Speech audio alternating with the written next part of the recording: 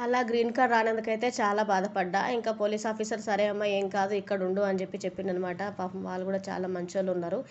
ఇంకా ఇంతకుముందు ఇంకా మంచోళ్ళుండే. ఇప్పుడైతే ఇంకా కొంచెం ఎప్పుడు అందరి మీద నిఘా పెట్టిండ్రు. వీళ్ళకి వైట్ కార్డా, గ్రీన్ కార్డా, వీళ్ళు పాత సేవకులా, కొత్త సేవకులా అంటే డ్యూటీ అయిపోయినాక కూడా కొంతమంది ఉంటారు కదా! అట్లా అని చెప్పేసి బాగా నిఘా పెట్టిర్రు. ఎట్లా గుర్తుపడతారో ఏమో అంతమందిని అర్థం కాదు.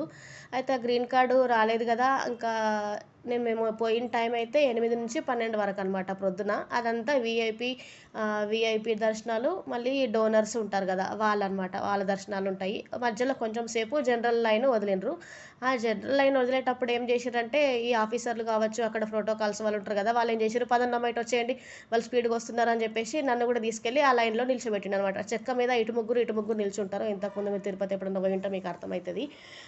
అక్కడ నిల్చున్నప్పుడు స్వామివారు నిలువుగా మంచిగా పాదాల నుంచి తల వరకు మంచిగా కనిపిస్తారనమాట. ఆ చెక్క మీద నిల్చున్నంత సేపు నాకైతే ఆహా! నాకు వైట్ కార్డ్ వచ్చినా నాకేం బాధ లేదు స్వామి, నాకు తనివితీరా చూసుకుంటున్నా నేను అని చెప్పేసి నాకు చాలా సంతోషమైంది. ఒక ముప్పావు గంట అట్లా నిల్చున్నామనమాట జనరల్ లైను. ఆ ముప్పావు గంట జనరల్ లైన్ వదిలిన తర్వాత మళ్ళీ వీఐపీ దర్శనాలు. వీఐపీ దర్శనాలు ఏంటంటే మనం ఎవరిని తోయక్కర్లేదు, పొమ్మని అక్కర్లేదు, ఇటు రమ్మనక్కర్లేదు. వాళ్ళంతట వాళ్ళే మొదటి కడప దర్శనం అంటారు కదా! అక్కడ దాకా తీసుకెళ్తారనమాట వీఐపీలను. అట్లా తీసుకెళ్ళినప్పుడు ఒక ముగ్గురు, నలుగురు సేవకులు కూడా లోపల ఉంటారు. మా జయ, విజయ దగ్గర కడప ఉంటది కదా! ఆ కడప దాటిన తర్వాత లోపలికి కూడా వెళ్ళిపోతారనమాట. అక్కడ ఒక 10 నిమిషాలు నిల్చున్నానండి.